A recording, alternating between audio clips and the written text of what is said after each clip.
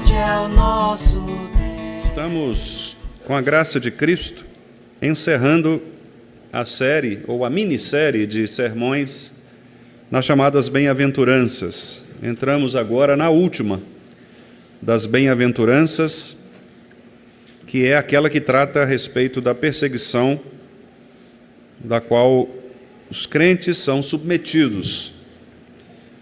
E é um texto, ao mesmo tempo, desafiador, também consolador.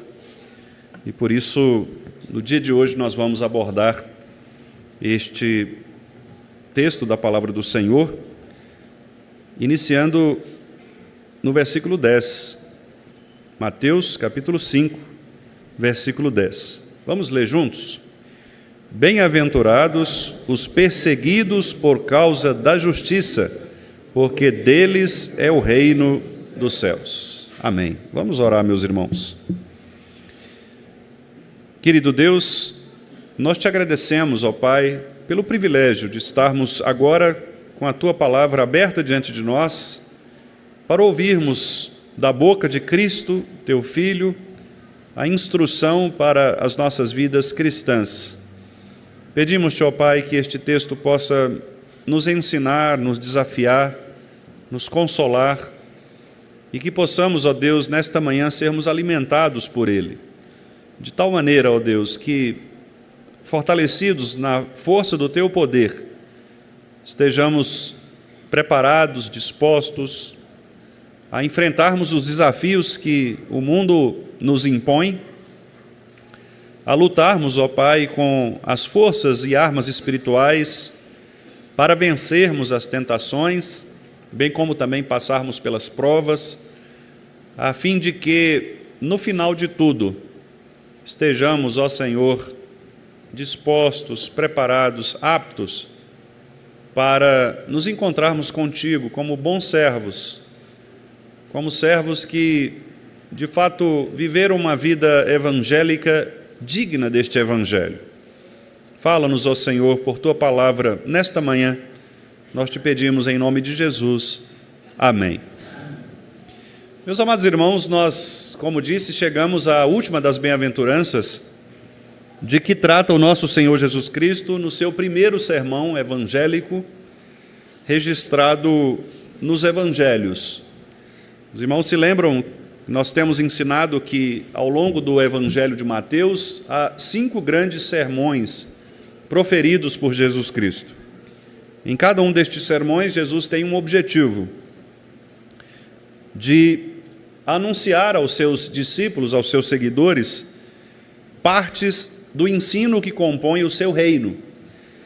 Neste primeiro sermão, que é o chamado Sermão da Montanha, ou Sermão do Monte, nós temos aqui a instrução de Cristo a respeito de como os cristãos devem ser, como eles devem viver neste mundo difícil, num mundo que, como nós sabemos, é caído pelo pecado, um mundo distante de Deus, um mundo que não vai, em nenhuma hipótese, buscar agradar o Senhor, porque é um mundo corrompido.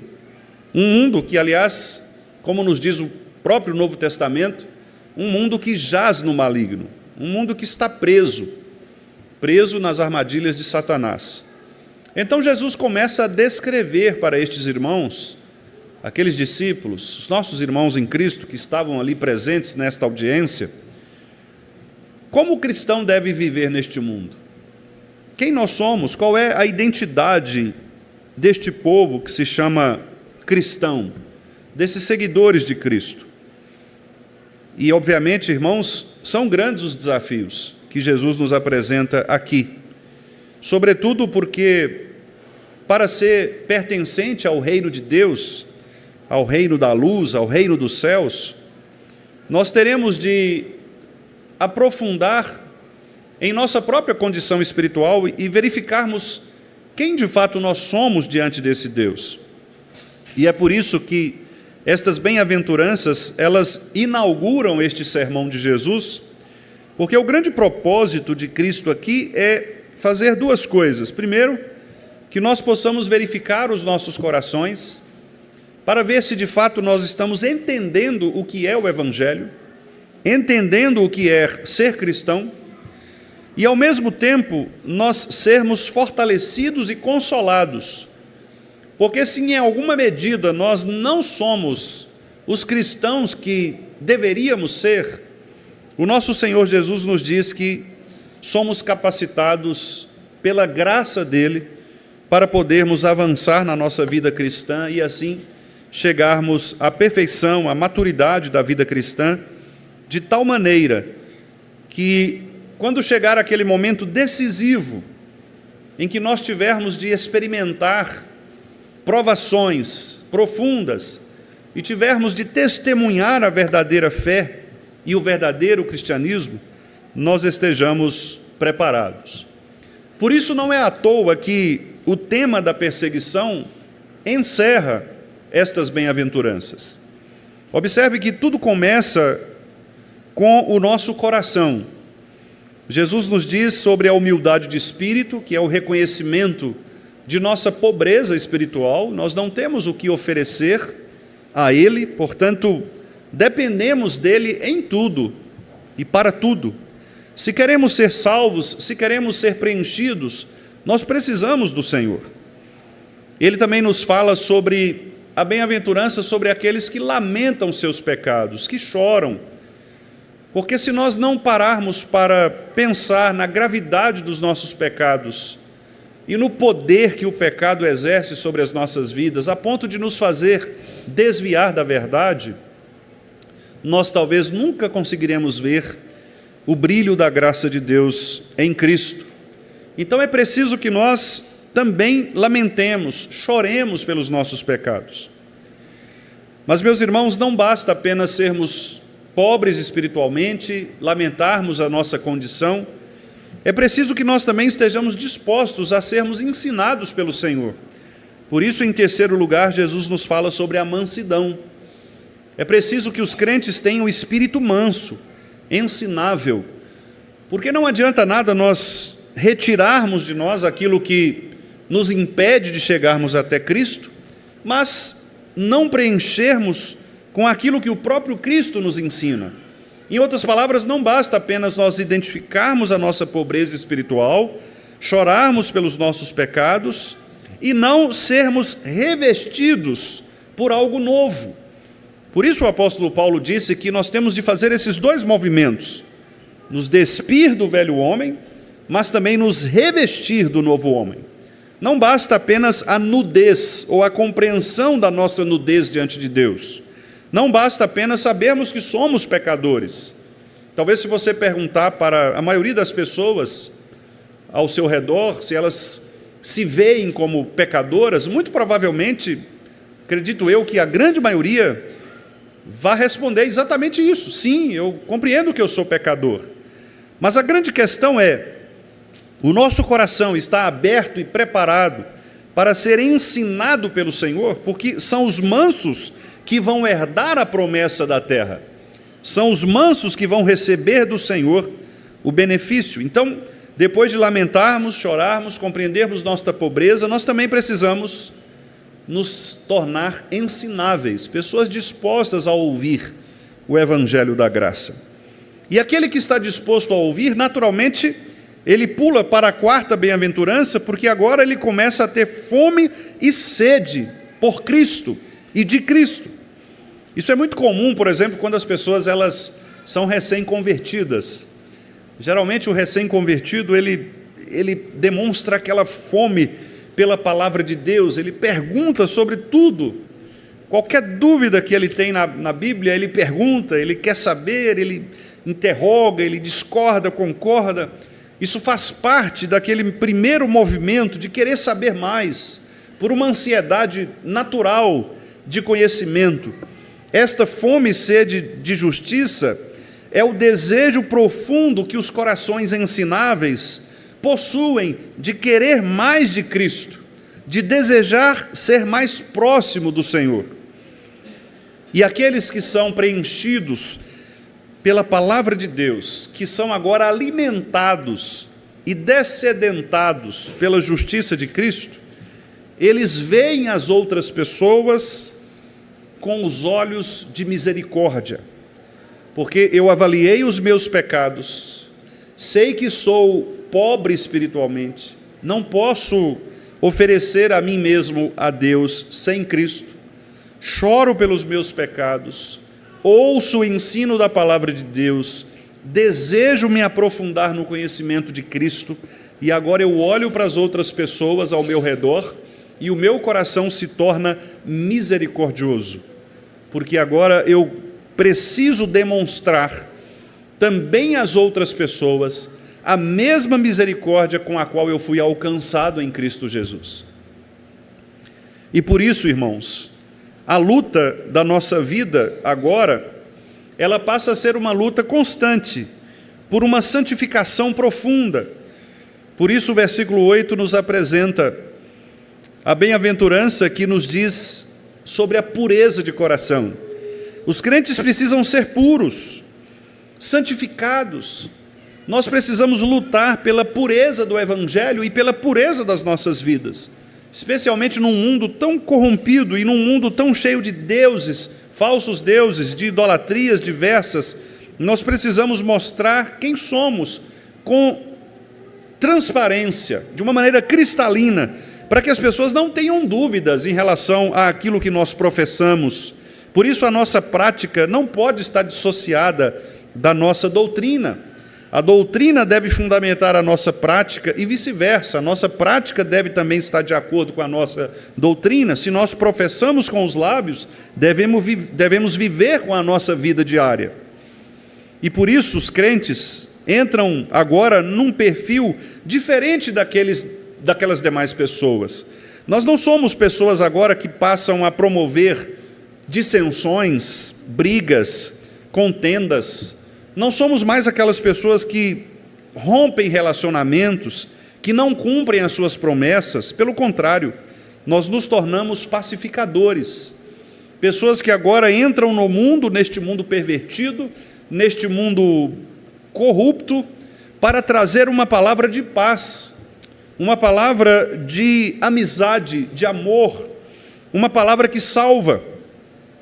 E naturalmente, amados irmãos, quando nós demonstramos aquilo que somos, a nova criatura que somos em Cristo, quando nós abrimos mão dos nossos direitos, quando nós nos tornamos pessoas misericordiosas, pacíficas, pessoas puras, moralmente puras, pessoas que demonstram desejo por Deus mais do que pelas coisas deste mundo, pessoas que se colocam não como donas da verdade, mas aquelas que desejam receber a verdade. Estas pessoas, naturalmente, se tornarão alvos de perseguições. Porque o mundo, naturalmente, não aceita aquilo que é cristão. O grande problema, e isto está exposto lá no Salmo 2, que é um salmo messiânico. No Salmo de número 2, o salmista já registra naquela ocasião, apontando para o reinado de Jesus Cristo, que as nações elas se enfureceriam contra o ungido do Senhor. O salmista diz: por que se enfurecem os gentios e os povos imaginam coisas vãs? Os reis da terra se levantam e os príncipes conspiram contra o Senhor e contra o seu ungido, se referindo aqui a Jesus Cristo, num ponto futuro. E eles dizem: rompamos os seus laços. Observe que o grande propósito deste mundo caído é exatamente o propósito de destruir esta unidade em torno da verdade que é Cristo. Sacudamos de nós as suas algemas. E o salmista diz que neste cenário, Deus Todo-Poderoso Senhor ri destas pessoas, zomba destas pessoas. E Deus, na sua ira, no tempo dele, há de confundir estas pessoas e de trazer sobre elas o juízo, dizendo quem é o verdadeiro rei deste mundo. Isto está no versículo 6, que diz: eu, porém, constituí o meu rei sobre o meu santo monte Sião, proclamarei o decreto do Senhor. Ele me disse: tu és o meu filho, eu hoje te gerei. Este rei, diz o versículo 9, regerá com vara de ferro e despedaçará estas nações como um vaso. Por isso, o salmista diz: reis, sejam prudentes, deixem-se advertir-se, juízes da terra. Sirvam ao Senhor com temor, alegrem-se nele com tremor. Beijem o filho, para que ele não se irrite e vocês não pereçam pelo caminho.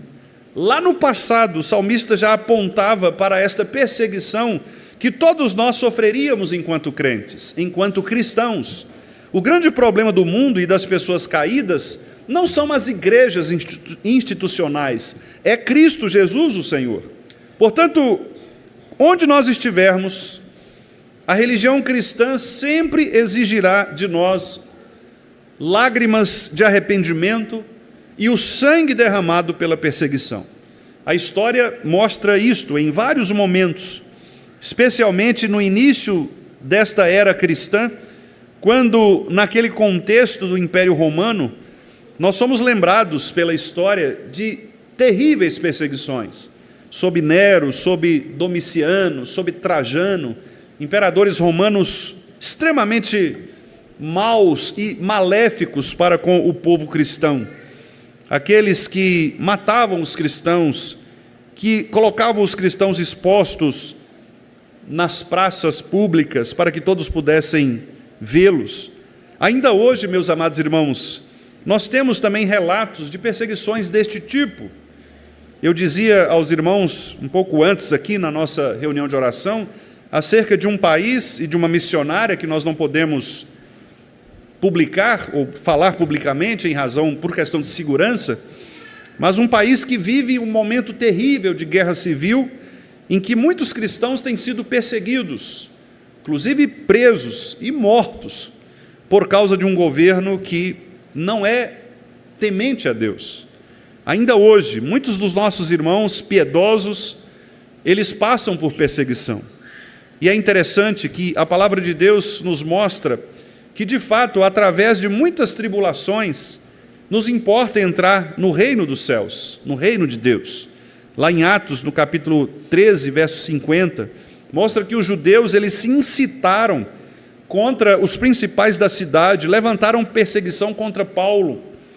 Não é de hoje que nós somos considerados como pedras vivas. E por que somos chamados de pedras vivas lá em Pedro? Porque somos aquelas pedras destinadas a serem talhadas, a serem ajustadas. E por isso todo cristão ele passa por esse processo de quebra, por esse processo de talhamento. Nós somos, meus irmãos, portanto, levados para o céu, mas no meio de espinhos e de sangue. O pastor puritano Thomas Watson diz o seguinte a respeito disto: os santos não têm um certificado que os isente de provações, mesmo que vivam de maneira pacífica, misericordiosa e pura de coração, que é o caso dos 3 versículos anteriores, a pacificação, a pureza e a misericórdia, que são características que devem fazer parte de nós, os crentes.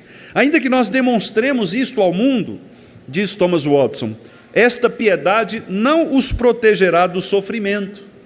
Eles devem pendurar sua harpa nos salgueiros e pegar a cruz, fazendo aqui uma referência aos Salmos. E ele completa dizendo: o caminho para o céu é cheio de espinhos e sangue. Embora esteja cheio de rosas em relação aos consolos do Espírito Santo, ele também está cheio de espinhos em relação às perseguições. Há um pai da igreja chamado Ambrósio, que disse certa vez uma frase que se tornou uma frase emblemática e citada por muitos irmãos depois dele, quando ele disse que não existe Abel que não tenha o seu Caim. Nós sempre teremos um perseguidor, sempre teremos uma perseguição, sempre teremos algo contra o que lutar. O apóstolo Paulo, lá em 1 Coríntios 15, diz, relatando sobre a sua luta apostólica, ele diz que lutou com bestas em Éfeso, feras. É normal, meus amados irmãos, que todos aqueles que queiram viver piedosamente em Cristo Jesus sejam perseguidos. Aliás, esta foi a instrução de Paulo ao jovem pastor Timóteo: todos quantos querem viver piedosamente em Cristo serão perseguidos. E Paulo diz ali, numa ação concreta, ou, em outras palavras, não numa hipótese, mas em algo que de fato vai acontecer.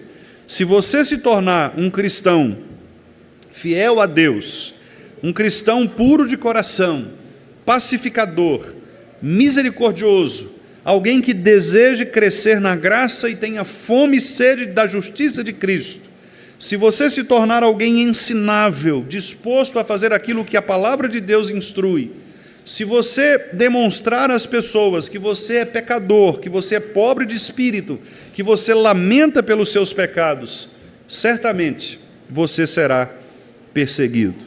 Jesus Cristo, então, quer ensinar a estes discípulos, irmãos, que nós devemos colocar a cruz como parte da nossa profissão de fé.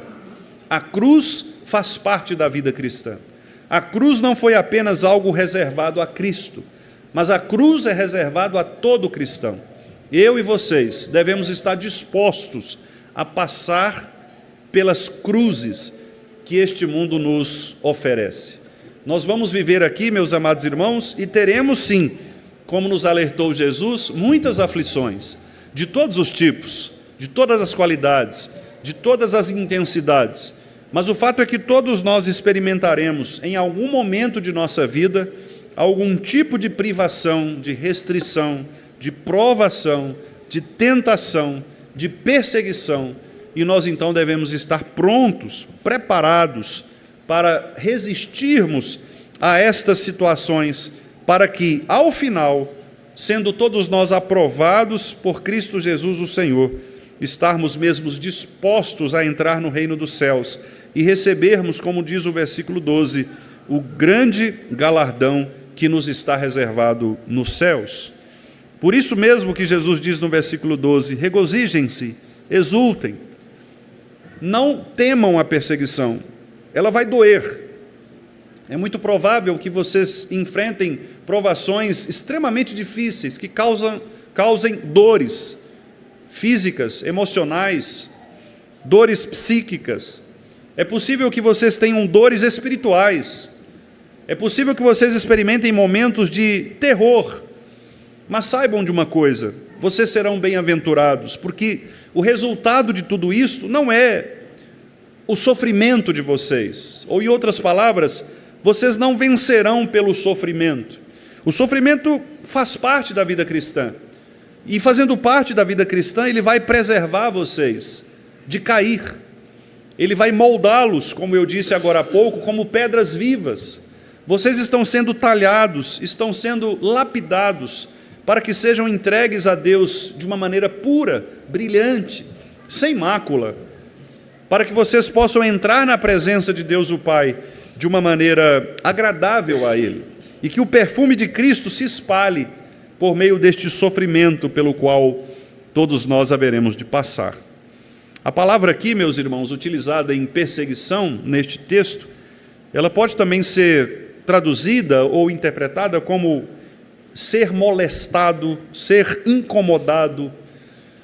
No contexto de Jesus, tinha muito a ver com a questão da perseguição até a morte, ligado, por exemplo, a processar alguém na justiça romana, acusar essas pessoas nos tribunais. Aliás, nós vamos ver isto no Evangelho, inclusive o próprio Jesus passou exatamente por isto, quando ele foi acusado perante um tribunal. O apóstolo Paulo também, lá em Atos, como nós sabemos, boa parte da segunda parte final de Atos, trata disso. Paulo apresentando a sua defesa diante de um tribunal. Jesus nos alertou que muitos seriam expostos a tribunais. Pais levariam filhos às autoridades e vice-versa. Filhos entregariam pais. Na igreja de Corinto, nós temos irmãos que levavam outros na justiça comum. Então, a ideia de perseguição aqui, ela está muito apontando para esta atitude de alguém ferir o outro, molestando a moral no sentido de difamar, de caluniar. Por isso mesmo o versículo 11 trata sobre isso. Nós falaremos disso no próximo sermão, de maneira mais específica, mas observe que o versículo 11 traz alguns pecados relativos à língua. Diz assim: injuriarem. A injúria é um pecado verbal. Mentindo, vos perseguirem mentindo. Então, mentir, que é difamação, a calúnia, são formas de perseguição. Então, Jesus está apontando aqui, não necessariamente apenas um tipo de perseguição física, mas também todo tipo de moléstia ou de acusação contra os eleitos de Deus, contra os crentes. Talvez por isso mesmo Paulo tenha escrito aquele texto belíssimo que nós sabemos de cor e cantamos, não é? Quando ele disse: não há acusação contra os eleitos de Deus, porque é Deus quem os justifica. Porque Paulo sabia que muitos dos eleitos, muitos dos cristãos seriam acusados injustamente. Eles seriam alvos de calúnia, de mentira, de difamação. Por isso o versículo 11 está aqui. E obviamente também seriam alvos de uma perseguição pelas mãos, ou perseguição física, como nós costumamos mencionar. E nós vemos, de fato, esta previsão na palavra de Deus. Por exemplo, em Atos, capítulo 7, em Romanos, no capítulo 8, Gálatas, no capítulo 4, vários textos do Novo Testamento mostram, inclusive Paulo dizendo lá em Romanos 8,36, Paulo diz: por amor de ti, de Cristo, somos entregues à morte cotidianamente, continuamente, diariamente. Paulo diz que nós somos como ovelhas que caminham para o matadouro. Também a palavra de Deus nos pergunta, como lá em Atos 7, dizendo: qual dos profetas de vocês não sofreram perseguição? Porque nós nos lembramos dos profetas do passado e também dos profetas do Novo Testamento, aqueles que pregavam a palavra, como eles foram perseguidos por causa da justiça. Talvez o exemplo mais próximo ou mais claro para nós seja de Elias, profeta Elias, vivendo ali naquele reinado de Acabe, Jezabel, sendo perseguidos. Os profetas se escondiam nos antros da terra ou nas cavernas, tanto que lá em Hebreus, no capítulo 11, nós temos exatamente esta expressão: aqueles que se escondiam nos antros da terra ou nas cavernas para não serem mortos pela perseguição. E tantos outros que também sofreram perseguição. O próprio Moisés, que é considerado um profeta, libertador do povo de Deus, foi perseguido por Faraó, por seu exército, ali no caso uma perseguição física propriamente, mas ao mesmo tempo Moisés também foi perseguido pelos seus próprios irmãos, não uma perseguição pela mão, uma perseguição física, mas uma perseguição diferente, talvez uma perseguição ideológica, muito voltada para a questão do poder, o exercício do poder, o desejo de poder, de liderança. O fato é que a palavra de Deus mostra que, de fato, aqueles que querem viver piedosamente em Cristo Jesus, eles serão perseguidos. E, meus irmãos, nós devemos entender que a provação, ou a perseguição, melhor dizendo, é uma provação, é um teste de sinceridade. E nós podemos afirmar que a provação, as perseguições pelas provações, são maneiras de Deus separar os verdadeiros santos, os verdadeiros crentes, daqueles que não são verdadeiros crentes. Porque o que nós percebemos na Escritura é que corações insinceros, aqueles que são hipócritas, aqueles que fingem ser cristãos, mas não são, eles suportam muito bem durante certo tempo a vida cristã, especialmente em momentos de prosperidade. Mas quando chegam estes momentos de perseguição, em que eles precisam demonstrar com clareza o seu evangelho, quase sempre eles se desviam, quase sempre eles saem, fogem da presença daqueles que os acusam, porque eles não conseguem oferecer de maneira sincera a sua profissão de fé. Quantos de nós, por exemplo, irmãos, resistiríamos àquilo que Lutero resistiu, por exemplo, quando levado ali naquela cerimônia, naquele sínodo, naquele concílio católico, ele foi desafiado a negar todos os seus escritos, e diante daquela situação terrível de ter sido ameaçado de prisão, ameaçado de excomunhão, Lutero disse: olha, a minha mente está presa, está cativa à palavra de Deus, e eu não posso, por esta razão, abrir mão daquilo que eu escrevi. Eu não posso. O que nós faríamos se estivéssemos no lugar dos amigos de Daniel, quando foram ordenados a se prostrarem diante da grande estátua, do grande ídolo, sob pena de serem lançados na fornalha? Ou o próprio Daniel, o que faríamos sob pena de sermos lançados numa cova, num buraco, com leões? Se estivéssemos na pele de Policarpo, pastor de Esmirna, que com seus 86 anos foi capturado, levado para uma arena, tendo uma espada colocada no seu coração, para que ele negasse a fé, e ele disse: olha, eu tenho 86 anos, o meu Deus nunca me abandonou, eu não vou abandoná-lo agora. E ali então Policarpo foi morto diante daquelas pessoas, queimado vivo. O que nós faríamos? Muito provavelmente, meus amados irmãos, neste momento, nós estamos pensando nestas coisas e dizendo: certamente é um momento difícil.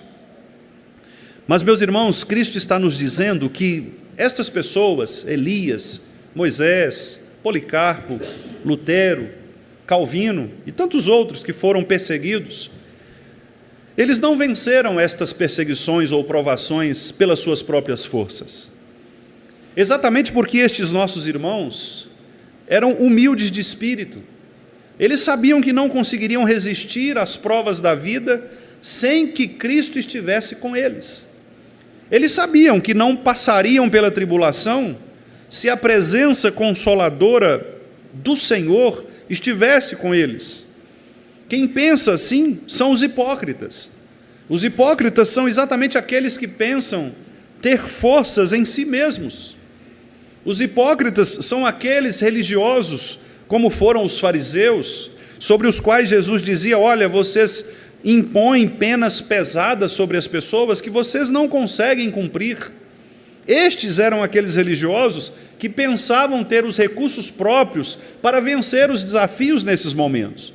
Contudo, o Evangelho nos mostra que estas pessoas, naqueles momentos mais cruciais, foram as primeiras a negar a presença de Jesus Cristo entre eles. Portanto, reparem que há uma conexão profunda nas bem-aventuranças. Nós nunca estaremos capacitados para vencermos as tentações sem que antes tenhamos um coração humilde, lamentemos pelos nossos pecados, sejamos mansos para aprender de Cristo, tenhamos fome e sede do Senhor, exerçamos misericórdia, santidade, pacificação. Nós não estaremos preparados sem que antes sejamos preenchidos deste fruto do Espírito, que nos dá os recursos e nos municia para que sejamos cada vez mais fortalecidos para vencermos as tentações, as provações, as perseguições, quando elas aparecerem. O pastor Thomas Watson, mais uma vez vou citá-lo, diz o seguinte: os hipócritas não conseguem navegar em clima tempestuoso. Eles seguirão Cristo ao Monte das Oliveiras, mas não seguirão Cristo até o Monte Calvário. Como madeira verde, eles murcham sob o sol escaldante da perseguição. Se surgirem problemas, os hipócritas preferirão Demas ao invés de Moisés. Preferiram 30 moedas de prata em vez de Cristo. De fato é assim. Quando a perseguição chega, nós sabemos diferenciar os verdadeiros cristãos daqueles que são falsos cristãos. É a perseguição que purifica, e esta inclusive é uma das razões pelas quais Deus ordena a perseguição sobre nós. Por que Deus permite que os crentes sejam perseguidos? Exatamente para que nós possamos compreender quem são de fato os verdadeiros cristãos. É em tempo de sofrimento que nós percebemos a vitalidade da nossa fé. Nós temos um exemplo bíblico conhecido, que é o exemplo de Jó. Jó chegou a dizer que se Deus o provasse, ele seria como ouro depurado, porque Jó assim como o ouro, que era purificado no fogo, teve sim a sua vida colocada no fogo, na fornalha, no forno de Deus. Jó pôde experimentar, meus amados irmãos, de fato o que poucas pessoas conseguiriam experimentar neste mundo. Tendo perdido tudo dos seus relacionamentos, quase tudo das suas propriedades, tendo perdido a sua saúde, tendo perdido a sua paz, parece que nada restava a Jó.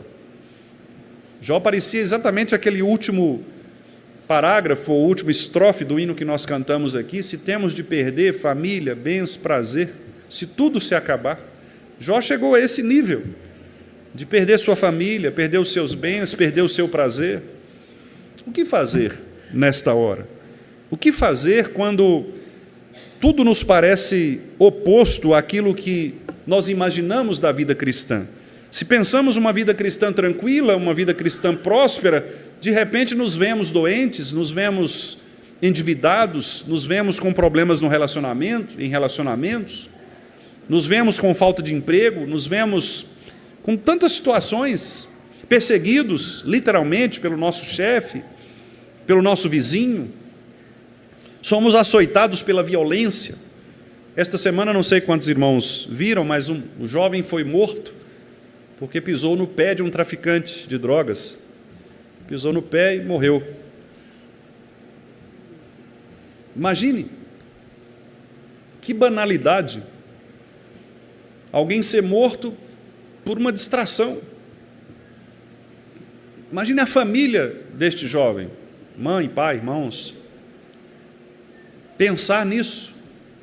Que tipo de justiça essas pessoas esperam? Veja, não é um mundo fácil. Não é fácil nós convivermos com as injustiças desse mundo. Não é fácil nós convivermos com tantas leis que não são obedecidas. Não é fácil nós vermos poderosos se mantendo no poder por meio de jogadas, por meio de articulações espúrias. Não é fácil. Não é fácil nós vermos dentro da própria igreja de Cristo, muitas vezes manipulações, deslealdade, mentiras, injustiças. Não é fácil.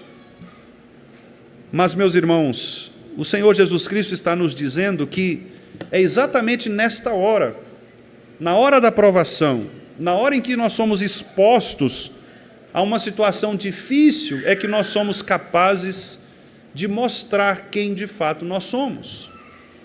Por isso, é muito bom nós olharmos os exemplos dos nossos irmãos que têm passado por provações, que têm sido perseguidos de alguma maneira.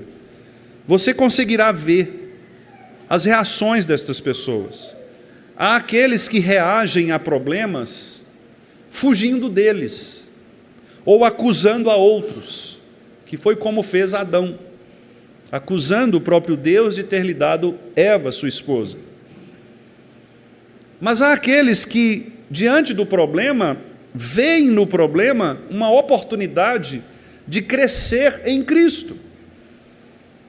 Ora, talvez não era o que eu esperava, mas Deus está me dando esta oportunidade, e quem sabe não seja uma oportunidade de crescer no conhecimento dEle. Talvez eu desejasse muito ocupar um cargo na igreja, mas o conselho não me nomeou para este cargo. Nomeou uma outra pessoa que eu considero menor do que eu, menos habilidade, menos recursos. O que você faz? Alguns se rebelariam contra o conselho, sairiam da igreja, mas outro talvez pensasse: Deus quis assim, não é a minha vez. Deus tem um propósito, talvez de revelar outras questões que eu ainda não percebi. Veja, irmãos, há formas diferentes de nós enfrentarmos as dificuldades que vêm sobre nós. Há formas diferentes de nós pensarmos a injustiça, há formas diferentes de nós entendermos as provações. Então, o que Jesus está fazendo aqui com estes irmãos e conosco, é dizendo: vocês não estão isentos, vocês passarão por perseguições, mas lembrem-se, vocês herdarão o reino dos céus. O reino dos céus pertence a vocês. E veja como é interessante. Qual é a primeira promessa na primeira bem-aventurança? Bem-aventurados os humildes de espírito, porque deles é o reino dos céus. E como é a última bem-aventurança? Bem-aventurados os perseguidos por causa da justiça, porque deles é o reino dos céus. Veja que o argumento de Cristo é um argumento circular. Começa com o reino e termina com o reino. Por quê? Porque sobre todas as coisas, o que mais nos interessa é fazer parte do reino de Deus. É estar no reino dos céus. Do que adianta alguém viver a vida inteira neste mundo, tendo os benefícios deste mundo, sendo, quem sabe, ovacionado pelas vantagens deste mundo, se no fim ele não herdar o reino dos céus? De que adianta ganhar o homem, o mundo inteiro, e perder a sua alma? Jesus está muito mais focado, irmãos, no reino. Portanto, a perseguição nos mostra isto.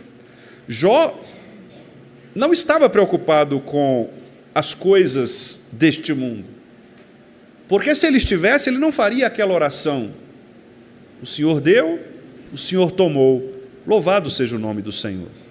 Jó sabia que as coisas que ele perdeu poderiam ser tranquilamente recompensadas, repostas pelo Senhor. Assim como Abraão, quando esteve diante do monte para sacrificar o seu filho, nós somos informados lá em Hebreus capítulo 11 que ele faria isso porque cria que Deus poderia ressuscitar Isaque no seu tempo.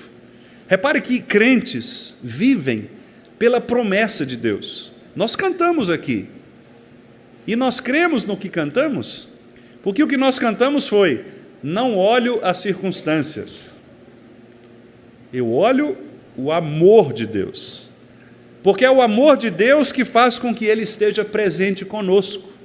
Se eu olhar as circunstâncias, eu farei como Asaf, me considerarei injustiçado, porque olho para os ímpios e eles estão prósperos, enquanto eu sofro. Mas se eu olho com olhos do amor de Deus em Cristo Jesus para comigo, eu faço como Paulo: quem poderá nos separar do amor de Deus que está em Cristo Jesus, o nosso Senhor? Será altura, profundidade, principados, potestades, coisas do presente, coisas que ainda virão? Outra criatura, como Satanás, por exemplo, quem poderá nos separar? Ninguém. Por quê? Porque em Cristo Jesus nós estamos seguros. Em Cristo Jesus nós somos amparados. Então, queridos irmãos, se porventura formos provados, se as perseguições vierem sobre nós, sejam de maneira intensa ou de maneira amenizada, sejam constantes ou sejam espaçadas, não importa, estejamos preparados para enfrentar as situações da vida, com os olhos fixados no autor e consumador da nossa fé, Jesus Cristo. Só Ele pode nos fazer vencer os desafios, só Ele pode nos fazer suportar as perseguições. Que Ele nos capacite para a honra dEle mesmo, para a glória dEle mesmo, que o nome de Cristo jamais seja envergonhado pela nossa fraqueza, que o nome de Cristo jamais seja envergonhado por desistirmos da vida cristã, por retrocedermos na vida cristã. Mas, como nós temos insistido aqui, inclusive no último final de semana, prossigamos para o alvo, prossigamos para o prêmio da soberana vocação de Deus em Cristo Jesus. Esquecendo-nos das coisas que para trás ficam, avancemos. Esse é o ponto que todos nós precisamos compreender. Perseguições teremos, mas Cristo está ao nosso lado. Com Cristo no barco, tudo vai muito bem. Que esta canção que aprendemos lá atrás enquanto crianças possa agora ressoar novamente em nossos corações, em nossa mente. com Cristo no barco, tudo vai muito bem. Talvez as tempestades venham, virão, mas Cristo está conosco. Cristo está conosco. Amém.